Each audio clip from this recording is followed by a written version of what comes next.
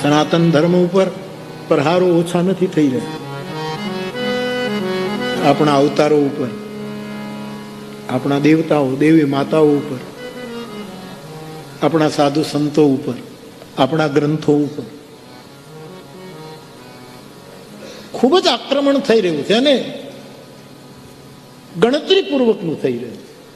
એવા સમયે વ્યાસ ગાદી લઈને ફરું છું એટલે ફરજ થાય છે, એટલે સવિનય જાગૃત કરવા માટે કહું છું, બાકી કોઈ લેવા દેવા. દેશ મુક્ત ચિત્ત,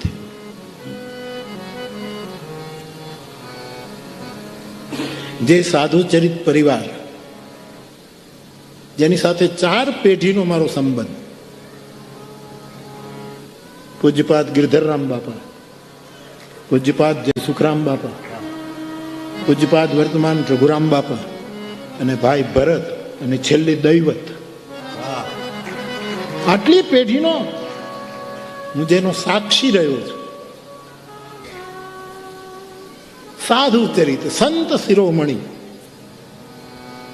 જગત વંદ્ય પૂજ્ય જલારામ બાપા ઉપર પણ એને નીચે દેખાડવાના પ્રયત્નો આજકાલ થઈ રહ્યા છે.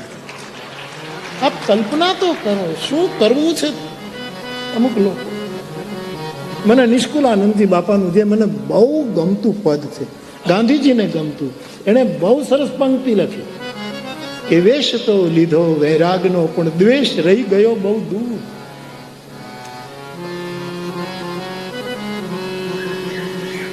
જૈન ધર્મના એક આચાર્ય એક વખત એની બોલબાલા હતી જ્યાં સુધી રહ્યા, એમણે કહેલું કે વેશના સાધુ કરતા વૃત્તિના સાધુ થવું એ વધારે ઉત્તમ.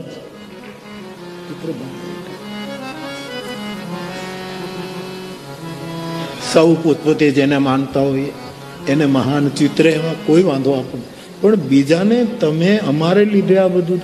હવે જે અન્ન ક્ષેત્રનો હું સાક્ષી છું, 205-7 વર્ષ જે અન્ન ક્ષેત્રને સદાવ્રત સદનું વ્રત લીધું હોય એને સદાવ્રતનો ખ્યાલ આવશે. જેને સદનું વ્રત ધારણ કર્યું છે.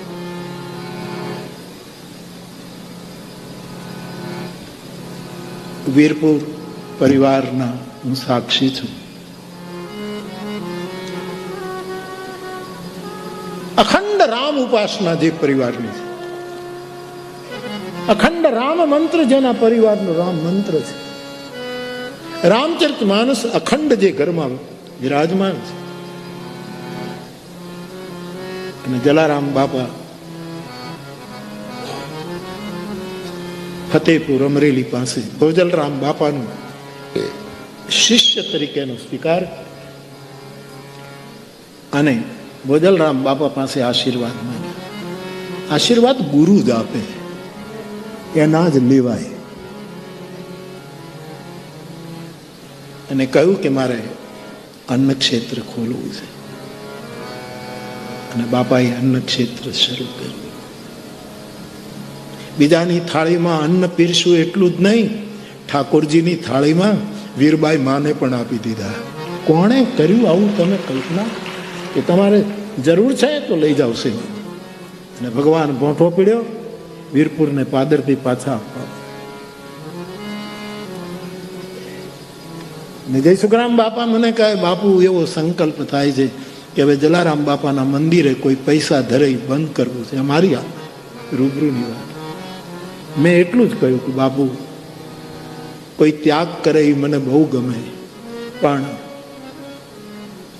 આજનો સમય, આવતીકાલ, આ દુનિયા મોંઘવારી વધતી જાય. તો કે નહીં બાપુ, જે થાય તે. અને બાપાએ સાથ, જલારામ મંદિર વીરપુરમાં એક પૈસો નથી અર્પણ થતો, કોઈ મૂલ્ય વાત. પેઇડ માણસો રાખવા પડે છે, કોઈ ભૂલથી પૈસો ન ધરે. એકાદ જગ્યા તો દેખાડો, એકાદ જગ્યા તો દેખાડો. અને મેં કહેલું, બાપા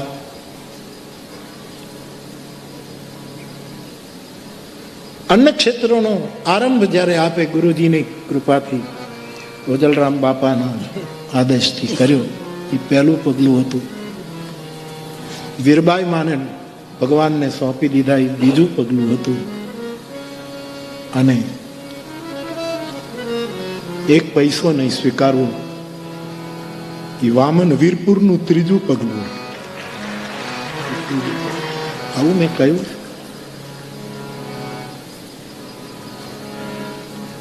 અને એ સાધુ ચરિત સંત શિરોમણી જલારામ બાપા, એમના પરિવારની પણ સાધુ જે નિવેદન આપ્યું ભરતે, તમે વાંચજો, સાંભળજો, એમાં સચ્ચાઈ પડી છે, ક્યાંય કટુતા નથી. આ સાધુના ઘરને શોભે. ભાઈ આ વાતમાં અમે સહેમત નથી, બસ સત્ય. અને આવી મનગઢંત વાત કે જે કંઈ કોઈએ પુસ્તકમાં લખી હોય કે કોઈએ કંઈક કર્યું હોય કે કોઈ મંદિરમાં આવું સત્યને